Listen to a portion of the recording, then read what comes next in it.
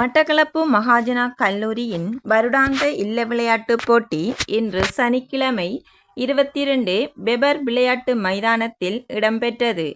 வித்தியாலய அதிபர் எஸ். சாந்தகுமார் தலைமையில் நடைபெற்ற விளையாட்டு நிகழ்வில் மட்டக்களப்பு வலயக்கல்வி பணிப்பாளர் திருமதி சாமினி ரவிராஜா பிரதம விருந்தினராகவும், உடற்கல்வி உதவிக்கல்வி பணிப்பாளர் வி. லவகுமார், மண்முனை வடக்கு கோட்டக்கல்வி பணிப்பாளரும் தமிழ் பாட உதவிக்கல்வி பணிப்பாளரும் ஆர். ஜே. பிரபாகரன் மற்றும் மட்டக்களப்பு 38வது தேசிய மாணவர் படையணி அதிகாரி மேஜர் கே. டி.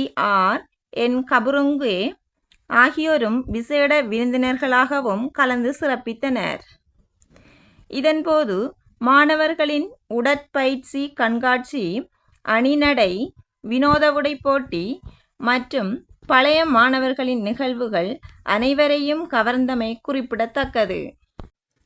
இப்போட்டியில் 549 புள்ளிகளை பெற்ற பாரதி இல்லம் முதலாம் இடத்தையும், 461 புள்ளிகளை பெற்ற இளங்கோ இல்லம் இரண்டாம் இடத்தையும், 395 புள்ளிகளை பெற்ற கம்பர் இல்லம் மூன்றாம் இடத்தையும் பெற்று கொண்டன. இந்நிகழ்வுகள் நேர முகாமைத்துவத்தோடு நடைபெற்றதை பிரதம விருந்தினர் உட்பட அதிதிகள் வெகுவாக பாராட்டினர். இல்ல விளையாட்டு நிகழ்வில் அயற்பாடசாலை அதிபர்கள், பாடசாலை ஆசிரியர்கள், மாணவர்கள், பழைய மாணவர்கள் மற்றும் பெற்றோர்கள் என பலர் கலந்து கொண்டனர்.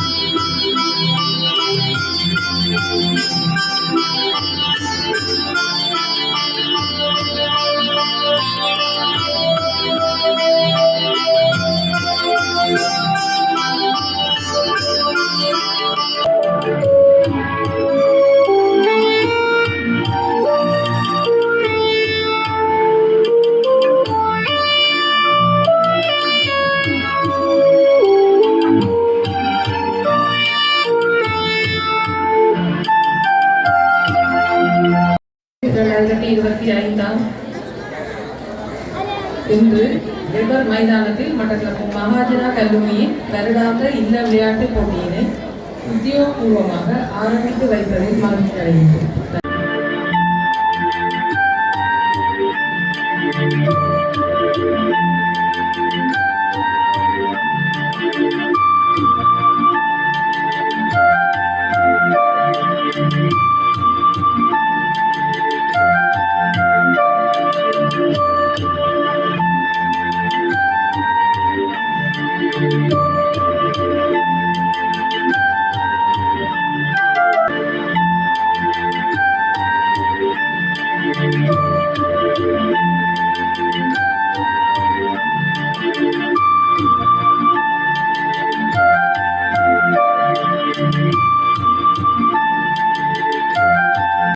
விளையாட்டு நிகழ்வை நாங்கள்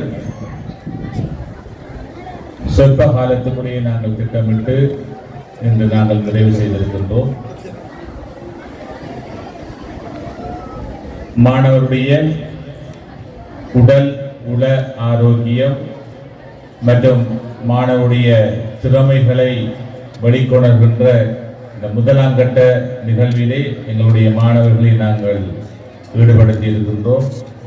விளையாட்டு நிகழ்வுகளை பொறுத்தவரைக்கும் எங்களுடைய பாடசாலை மாணவர்கள் சிறந்த பெறுபவர்களை எங்களுக்கு தந்து பாடசாலைக்கு பெருமை சேர்க்கின்ற மாணவர்களாக இருந்து கொண்டிருக்கின்றார்கள்.